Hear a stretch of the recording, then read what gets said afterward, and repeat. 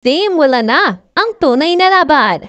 Matapos ipilit ang 4 o ika-4 na impeachment complaint laban sa kanya, opisyal na nagsampa ng petisyon si Vice President Sara Duterte na kumekwestiyon sa validity ng impeachment complaint na isinampa sa kanya at pinirmahan ng higit sa 200 kongresista. Sa official letter na isinumite sa media, pinatunayan ng Vice President na si Sara Duterte na lumabag ang House of Representatives sa Section 3.5, Article 11 of the Constitution kung saan tila nagbabawal sa mga kongresista maghain pa ng impeachment complaint kahit na may mga nakahain ng impeachment laban sa isang impeachable official. Ayon sa kanya, humihingi ng temporary restraining order ang Vice Presidente at writ of preliminary injunction matapos ang paglabag ng House of Representatives sa 1-year bar na nakalagay sa saligang batas. Ayon sa full report na Inquirer.net, VP Sara Duterte files petition at Supreme Court to stop impeachment moves against her. Vice President Sara Duterte has filed a petition before the Supreme Court to block the impeachment complaint filed against her in Congress. According to the Supreme Court, the petition for certiorari and prohibition with the urgent application for temporary restraining order and writ of preliminary injunction was filed on February 18, 2025. This is on top of the same petition filed by the group of Mindanao lawyers the same day. The petition seeks to nullify the 4th impeachment complaint filed against her by the members of the House of Representatives, citing Article 11 of the Constitution, which states that no impeachment proceedings shall be initiated against the same official more than once within a period of 1 year. As a consequence, issue a writ of prohibition to enjoin the Senate of the Philippines from acting on the 4th impeachment complaint due to the violation of 1-year bar under the aforesaid constitutional provision. Duterte's petition came after she was impeached by the House of Representatives on February 5, 2025. Unquote. Ayon sa buong detalyadong balita, pinawawalang bisa ang 4th impeachment complaint na isinampa sa Vice Presidente base sa petisyon ni VP Sara. Ilan pa sa mga shocking revelation, ang magiging abogado ng Vice Presidente walang iba kundi ang kanyang ama na si former President Rodrigo Duterte at father-in-law nito na si Attorney Lucas Carpio Jr. Narito ang buong balita na umani ng samot-saring reaksyon matapos opisyal ng maghain ng petisyon si Vice President Sara Duterte para ipawalang bisa ang 4th impeachment complaint na isinampa at pinirmahan ng higit sa 200 kongresista. Vice President Sara Duterte is not just a lawyer. She also passed the Prejudicature program of the Philippine Judicial Academy. Prejudicature program is a specialized training program designed for lawyers aspiring to become judges in the Philippines. This is conducted by Philippine Judicial Academy, the official training arm of the Supreme Court.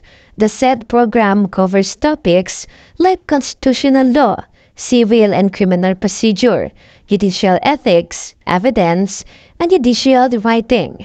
Not all lawyers pass such program, and now VP is bringing the fight to a level playing field.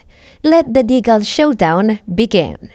Vice President Sara's petition shows that Congress is betraying the 1987 Constitution. The impeachment case against Vice President Sara Duterte is not just a legal farce.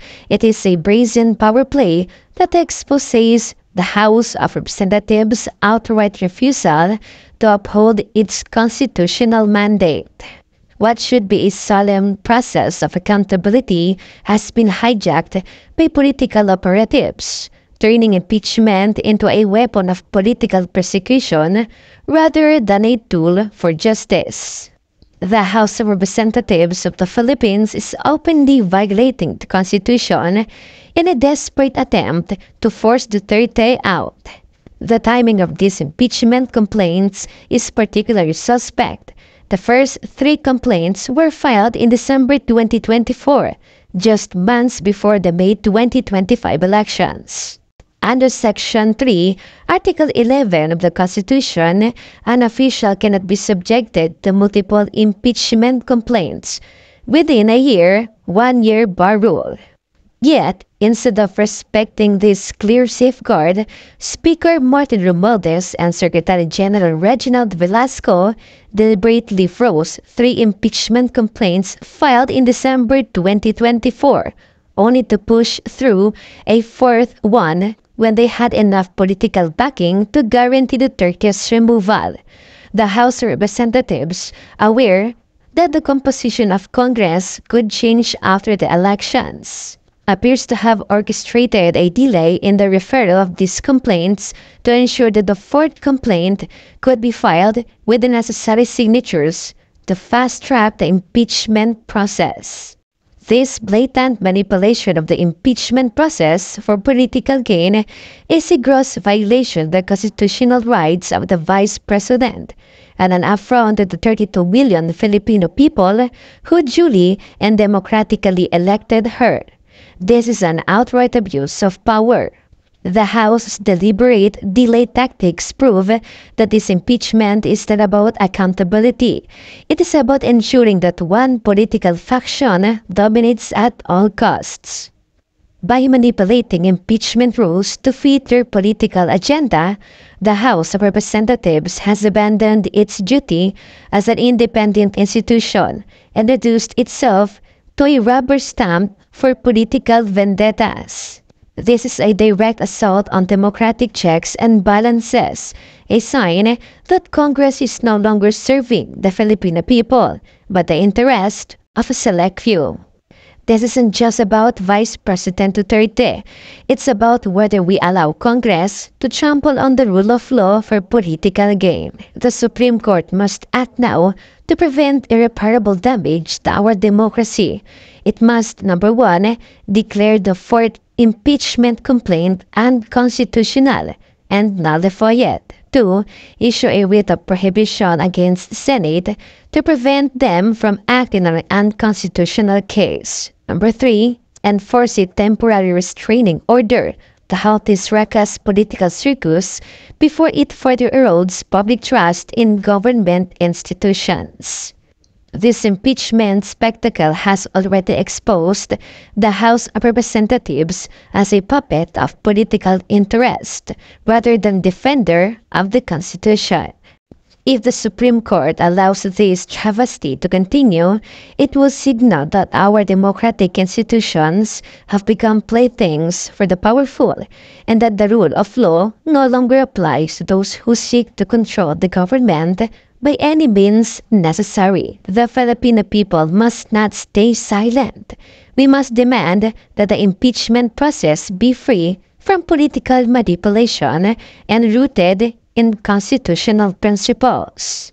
If we allow Congress to bend the law to serve its own interest, we are opening the door to a future where impeachment is used as a tool of dictatorship rather than democracy.